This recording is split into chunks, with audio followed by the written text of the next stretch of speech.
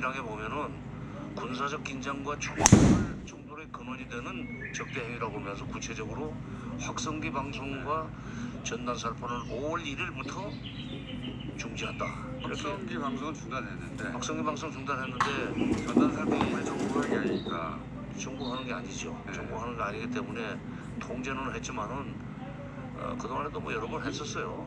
그러나 이제 내용이 그렇게 자극적이진 않았고 작년까지만 해도 그렇게 북한이 시기 흘릴 일은 없었습니다. 네. 조금 일이 안 돼서 그렇지. 근데 금년 들어서 지금 6개월을 완전히 놀았단 말이에요. 코로나 때문에도 그렇고 일이 되는 게 없는데 이게 4월, 5월 말에 그게 김정은 위원장을 모독하는 그런 삐라가 날아들어오니까 화풀이를 여기다 대고 하는 겁니다.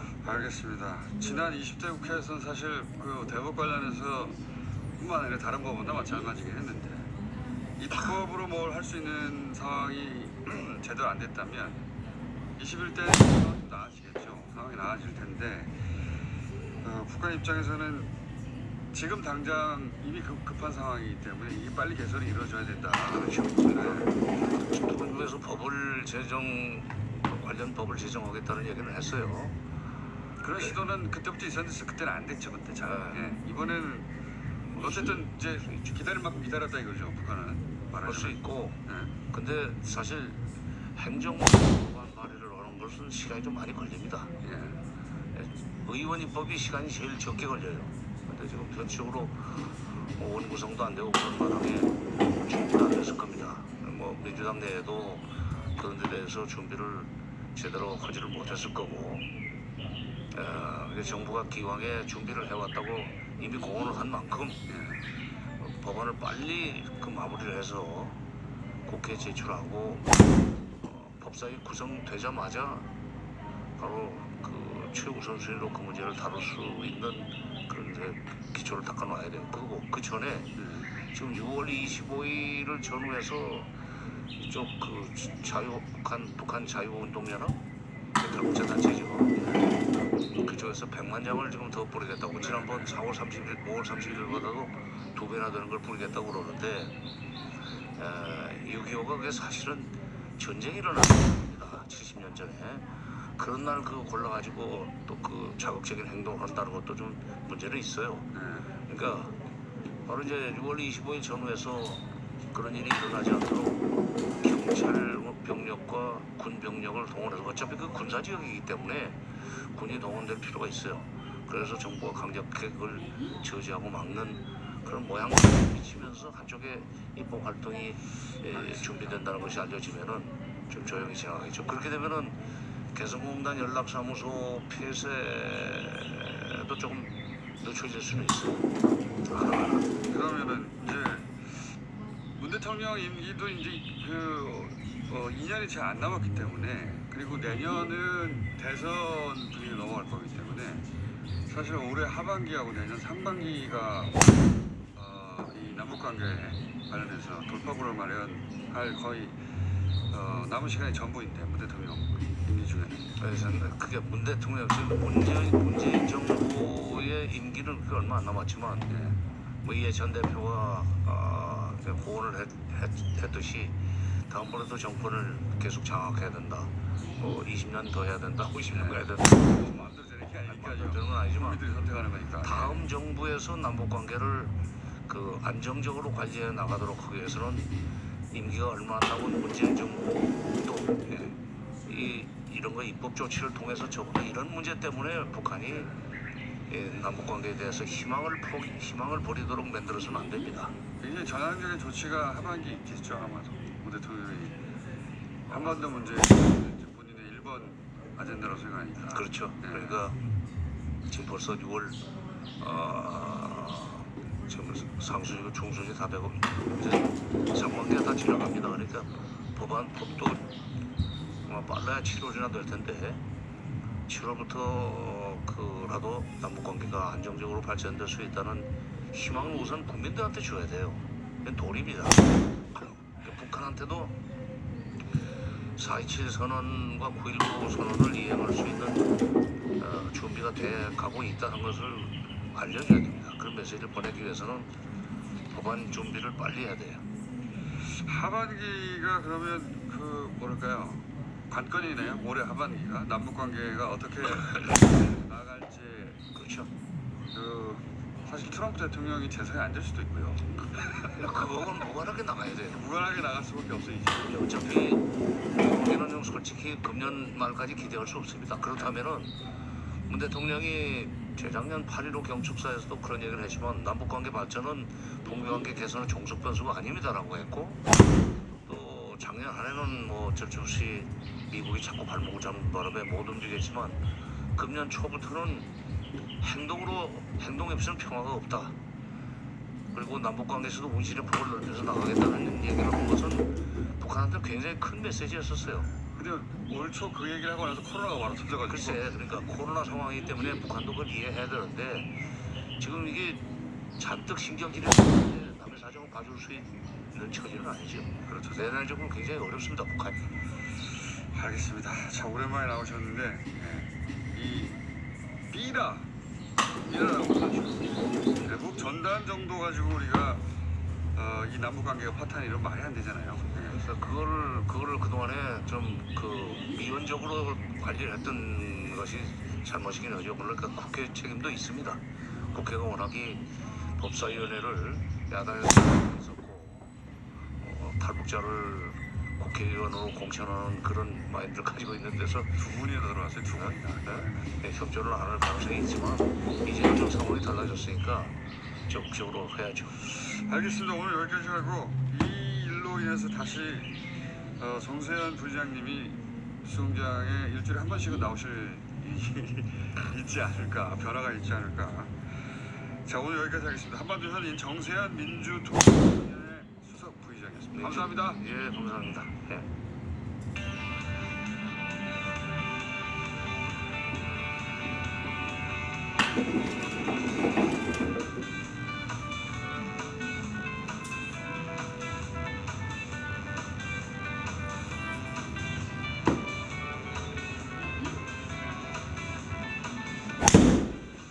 미국 전역의 시위 상황을 좀 짚어보겠습니다. 뉴저지에서는 한인들이 평화 시위를 주도하고 있다고 합니다. 펠레세이즈 파괴 크리스정 한인 시장입니다. 크리스정 시장 연결해 보겠습니다. 안녕하세요. 네, 안녕하세요. 네. 이 뉴저지 펠레세이즈 파괴 시장의 한인인 건 저희가 몰랐습니다. 반갑습니다. 네, 반갑습니다. 예. 언제부터 시장 역을 맡으셨습니까? 예, 작년 1월 1일부로 제가 시장 임기가 시작됐습니다. 이 펠팍타운 최초의 한인 시장입니까? 네, 맞습니다. 저희 타운의 120년 역사상 처음 한인 시장이 됐습니다. 딘스 축하를 드리고요. 제가 이번에 알았기 때문에. 네, 감사합니다. 한국말 굉장히 잘하시는데 근데 미국에 이민 가신 지 오래되셨다면서요? 예, 저는 1978년도에 부모님을 따라서 같이 이민 왔습니다. 78년도에 가셨으면 몇 년 사셨냐? 이제 보자. 40년 이상 사셨는데. 예. 네. 자, 그런데 이 지역에서 시장님이 직접 그 한인들과 함께 시위를 주도하셨다고 들었어요. 한인 시위를. 왜 시장님이 직접 이 시위를 주도하셨는지 설명 좀 해주십시오. 네, 이번 시위대는 저희 파세이스 파크 바로 옆에 위치한 타운 레오니아 학생들이 준비를 했습니다. 이렇게 여러 타운에서 많은 시위가 있었는데 처음 취지와 다르게 이렇게 폭력적으로 변해가는 시위를 보면서 우리 타운과 가까운 곳에서의 시위만이라도 평화적으로 하길 바라는 마음으로 참여를 하게 됐고 이 시장이 아무래도 시위에 참여하게 되면 이제 경찰들도 그렇고 이제 더 많이 보호를 해줄 것이라고 생각을 했고 또 한인 시장이 시위에 참여하면 많은 한인들이 또 참여를 동참하지 않을까라는 생각에 이렇게 역차원에 계시는 그 시장님하고 같이 참여를 하기로 아, 그렇군요. 시장이 아무래도 시위에 참여하면 경찰이 함부로 못할 테니까 그건 이해가 갔고요. 그런데 꼭 경찰이 함부로 하는 것보다는 좀 더 신경 보안 문제라든지 좀 더 질서를 지키는 쪽으로 인도할 수 있다고 생각을 해서 그러니까 저희가 지금 시위를 하는 사람들도 좀 더 그 질서를 잘 지키고 경찰도 또 폭력 행사를 줄이고 양쪽 모두 도움이 된다고 생각해서 시장님이 직접 시위를 주도하셨는데 그러면서 한인 사회에서도 참여하면서 이번 시위에 네네 이번에 어린아이부터 어르신들까지 다양한 인종들과 함께 저희 한인분들이 많이 참여해 주셨습니다. 특히 10대와 20대 젊은 층이 두드러지게 많았고 이렇게 어르신들도 많이 참여한 모습들도 많이 보였습니다. 그 올해 한국에 계셨으니까 당연히 이제 LA 폭동이 있는 것을 지켜보셨을 테고 그러면서 이번 시위에 한인들이 참여가 예전보다 훨씬 많았던 것은 의미가 있었을 것 같아요. 우리가 이 시위에서 구경꾼이 아니라 직접 참여해야 되겠다고 한인들에게 마음먹게 한 어떤 그 의미가 있었을 것 같은데 어떻게 이해하십니까? 예, 그 1992년도 LA 폭동과 같은 사태를 피하는 게 우선적이었다고 생각하고 이 폭력 시위를 없애는 방법은 결국 인종차별 문제에 대해 함께 목소리를 내주고 평화적 시위를 동참하는 거라고 생각해서였습니다. 예, 그러니까 미국 사회에서 아시안도 흑인들 못지않게 인종차별을 당하고 있고 이 이슈가 남의 이슈가 아니니까 이번에는 아시안들도 직접 참여해서 목소리를 내야 된다 이런 인식이 한인들 사이에서도 생긴 거죠. 네네. 사실 흑인만큼 불공평한 대우를 받는 인종이 아시안이라고 생각합니다.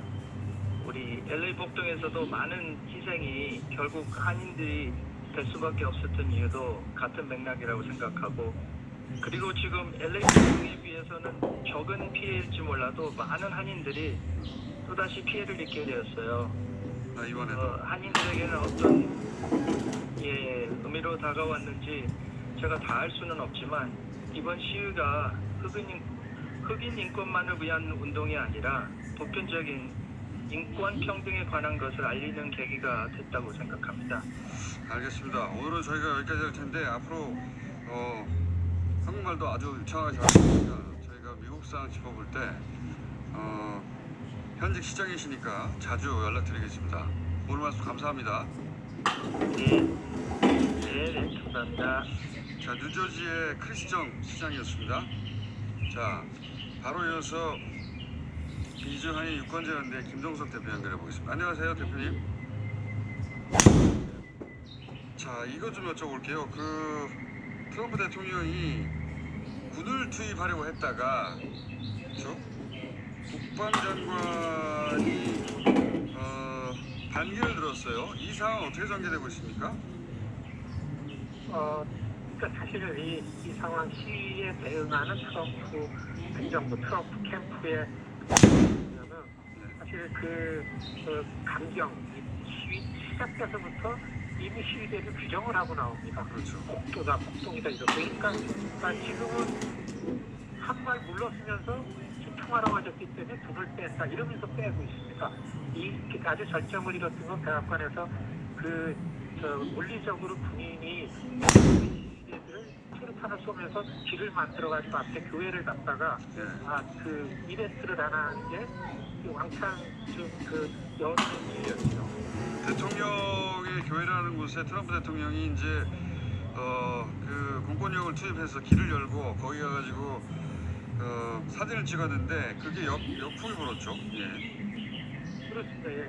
그거 하기 바로 직전에 적국 정부가 이때에 이런 그 합창위장을 폭동이 대책위원장을 만들고 이런 뉴스가 같이 퍼지면서 그걸 했습니다. 그리고 그 이튿날에 그 국방위의 여론이 나빠지니까 그리고 그 교회 앞에서 같이 사진을 찍을 줄은 몰랐어요. 법무부 장관, 국방부 장관, 거기 합참의장도 갔었잖아요. 그러니까 이 판타고 국방부 쪽에서 집단적으로 이제 반발이 나오는 때문에 트럼프 대통령이 한 발 물러서면서 시위대도 좀 수그러들고 그러니까 우리가 지금 시위하는 입장에서는 대통령이 시위대가 뭔지 모르고 무조건 강경하게 진압하고 폭동에 총격을 가하겠다 막 이런 얘기가 나오니까 격한 시위가 나왔다가 이 대통령이 한 발 빠지니까 아주 차분하게 평화적인 시위로 지난 주말에 아주 그 평화적인 시위를 단행했죠. 규모는 더 커졌는데. 그러니까